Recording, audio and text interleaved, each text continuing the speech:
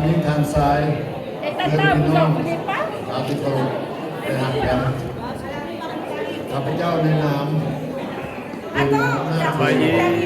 ทั้งหมดแม่ มาอีกแล้วสถานีเลย นี่ นี่ มันเกิด70 ปีในวันนี้ส่วนลายสาวเลี้ยงกับผู้จะขาดพระเจ้าสุวรรณมาเรื่อย นี่มาฉลองวันเกิด ๆนี่เขาแสดงความ ฉลองวันเกิด เคารพ ลุงมิ่ง นับถือทั้งน้อง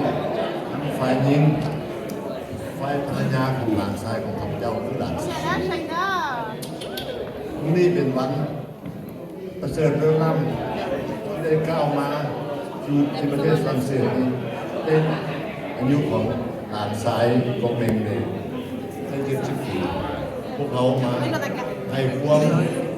ามเย็นให้ความสุขสนานสนานใจได้มาอวยชัยให้พรแก่หลานชายของข้าพเจ้าในมื้อนี้ข้าพเจ้าบ่มีหยังเป็นผู้ต่างหน้าให้ครอบครัวก็แสดงความขอบคุณขอบใจญาติมิตรเพื่อนพี่น้องชาวเรียนทั้งหมดในมื้อนี้ที่มาอยู่ใกล้อยู่ไกลพอดีข้าพเจ้าขอฝากความรักแรงและคิดถึงไปยังครอบครัวของทานทุกท่านให้มีความเย็นเป็นสุขมีอายุวันนาสุขภาระตลอดกาลนานเถิดขอให้ด้านซ้ายตรงนี้ความสุขความเจริญก้าวหน้ามีโชคมีลาภความในครอบครัวลูกหลานโดยเฉพาะมันวิจารณ์ลูกยิ่งทั้งหมดกับเจ้ายินดีชมเชยที่สุดและขอให้มีอายุวันนาสุขภาพไปตลอดกาลนานเถิดขอขอบใจ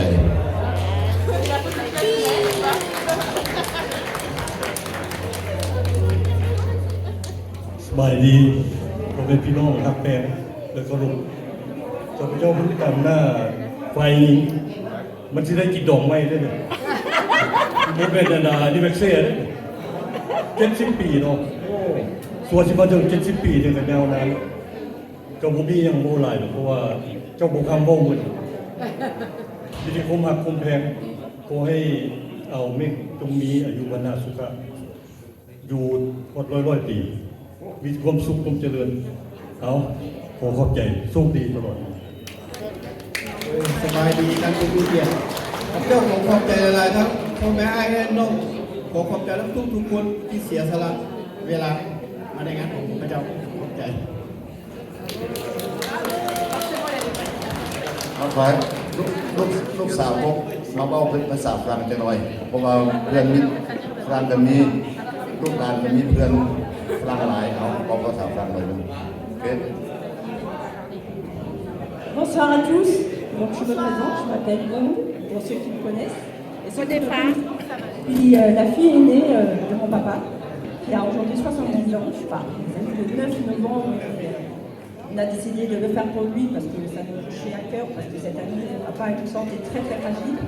Et puis 70 ans, ça s'est fait. Papa, il a aujourd'hui 5 filles. Aujourd'hui, on est 4 là. 4 sur 5. Oui, je pense que c'est ça. 4 filles sur 5. Et sur les 5 filles, ils ont 6 petits-enfants. Donc, et il n'y en a que 3 qui sont là. Et les autres n'ont pas pu être là. Je voulais aussi vous remercier d'être présent, d'avoir fait des kilomètres pour ceux qui viennent de très loin d'être venus. Je voulais vous remercier également toute ma famille, les amis qui ont fait à manger, qui nous ont offert le repas pour la plupart. Merci des tatas, merci des tontons. Vraiment, ça, franchement, ça me touche au fond du cœur. Je ne sais pas quoi dire d'ailleurs, mais c'était surtout vous remercier. Malheureusement, il y a des personnes qui n'ont marche plus. D'accord. Parce que tu marches trop. Ah bah désolé. Hein. En fait, je ne suis pas très à l'aise avec le micro parce que c'est pas mon métier de base. Mais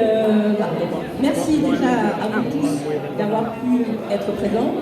Il y a des personnes qui n'ont pas pu venir malheureusement parce qu'il y a des personnes qui sont âgées. Bon appétit. Voilà.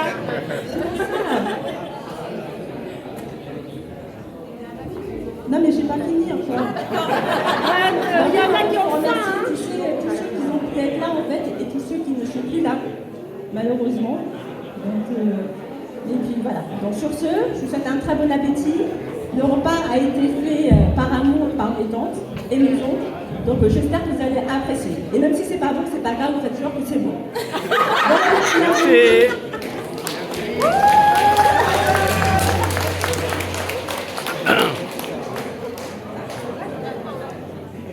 ขอเชิญหลายเขาโตเดอร์ซูเฟรันวิทย์เมตาตาบซิบุเป้เอบอนอาเปตีเม็กซิโกบู Ah oui, alors bon appétit à tous. Et en fait, là pour l'instant, je remercie tous ceux qui nous ont offert le repas, mais il y a aussi le dessert. Donc il y a aussi des personnes qui nous ont offert le dessert, mais on va les remercier à ce moment-là. Donc bon appétit. Hein.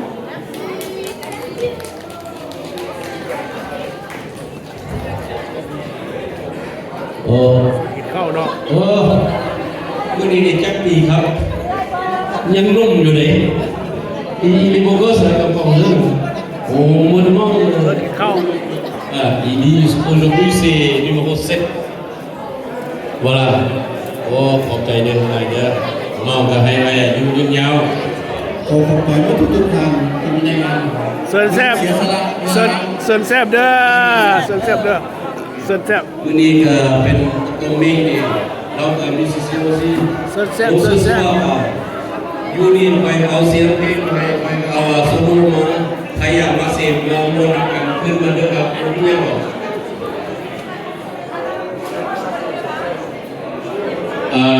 แซ่บเด้อพี่น้องยามเข้าอุตรายหุ้ม ออกเรื่องนี้มีคนเสกเพลงเก่งๆเรากันเรื่องนี้นะครับบางวันเด้อมีกีตาร์มีสักทีมีพวกของเพลงกัน et puis les jeunes aussi vous pouvez ramener votre instrument animé on va s'amuser ensemble ฮะ parce que là on va อัน faire นี้ solo ต้องถ่ายเป็นวิดีโอ en musicien, mais on a essayé d'animer ensemble avec les conseils retraités. Voilà, comme on fait un mix en bassiste, mais c'est super. Venez, on met une bonne musique et puis on s'amuse ensemble. D'accord? Et merci. Donc, allez, là. Maintenant, Toto, on เพราะว่าเอามักเล่นเด็ดเพราะว่าการตัวยังลงอยู่ที่ทันมันหนีเขาได้หัวเราเข้าไปอยู่นี่เด็กเลยเด็กตัวนู้นเลยนะจ้า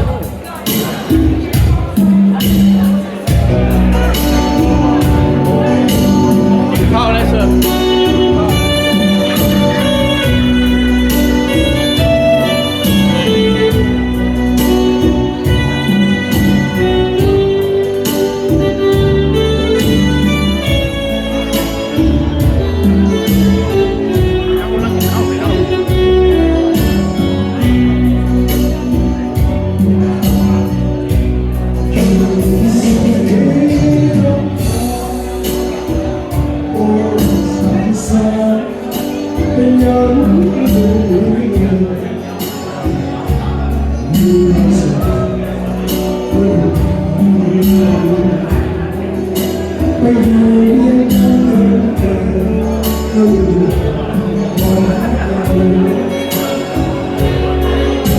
คนขบุรีเนาะ